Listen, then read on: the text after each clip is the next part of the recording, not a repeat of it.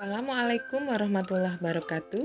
Kita ketemu lagi dalam materi pengetahuan ilmiah mata pelajaran IPAS SMK kelas 10. A. Pengetahuan dan ilmu pengetahuan. Pengetahuan atau knowledge adalah segala sesuatu yang diketahui langsung dari pengalaman berdasarkan serapan panca indera dan diolah oleh akal budi secara spontan. Dapat juga dikatakan bahwa pengetahuan adalah segala sesuatu yang dilihat, didengar, dan hadir dalam kesadaran kita. Jadi pengetahuan bersifat spontan, subjektif, dan intuitif. Kemampuan ini merupakan milik setiap manusia sejak lahir. Science berasal dari kata scientia bahasa Yunani, artinya ilmu pengetahuan. Ilmu dapat didefinisikan sebagai hasil proses penyelidikan yang berdisiplin. Ilmu pengetahuan ialah pengetahuan yang telah diolah kembali dan disusun secara metodis, sistematis, dan koheren.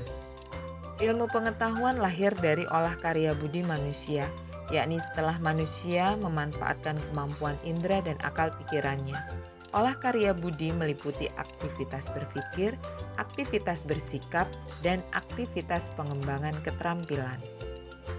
Syarat ilmu pengetahuan yaitu 1. Sistematik, 2. Objektif, dan 3. Dapat dipertanggungjawabkan. Menurut pendapat Sun tahun 1975 menyatakan bahwa sains mencakup 3 aspek terpadu, yakni A. Scientific attitude, yaitu sikap ilmiah, B. Scientific method, yaitu metode ilmiah, dan C. Scientific product atau produk ilmiah. Langkah-langkah metode ilmiah adalah 1. Menemukan masalah, 2. Merumuskan masalah, 3. Melakukan observasi, sampai dengan membuat laporan ilmiah. Ikut contoh metode ilmiah. Terdapat sebuah kasus, sebuah mobil melaju lebih lambat pada jalan yang terbuat dari beton dan melaju lebih cepat ketika melewati jalan aspal yang mulus. Tersebut akan kita analisis dengan menggunakan metode ilmiah. Yang pertama, menemukan masalah, yaitu pengaruh kekasaran permukaan bidang terhadap gaya gesek. 2. Merumuskan masalah. Apakah kekasaran permukaan bidang berpengaruh terhadap gaya gesek? 3. Melakukan observasi, yaitu mengamati permukaan bidang dengan tingkat kekasaran yang berbeda-beda saat dilalui oleh benda.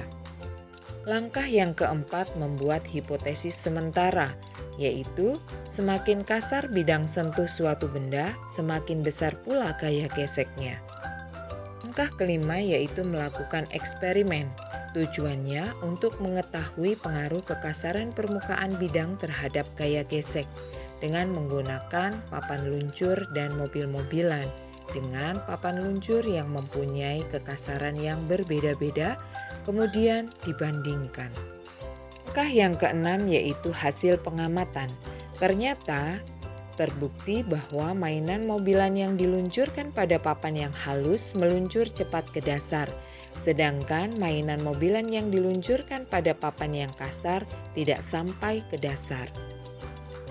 Langkah berikutnya, 7, yaitu mengambil kesimpulan. Berarti terdapat pengaruh antara kekasaran permukaan bidang dengan gaya gesek, yaitu permukaan bidang yang kasar membuat gesekan semakin besar. Berikutnya, untuk langkah ke-8 akan kita bahas pada video selanjutnya. Demikian materi kita pada hari ini, semoga kalian dapat dengan mudah memahaminya. Jika ada pertanyaan, silakan layangkan di kolom komentar. Terima kasih atas perhatiannya, kita bertemu di video selanjutnya.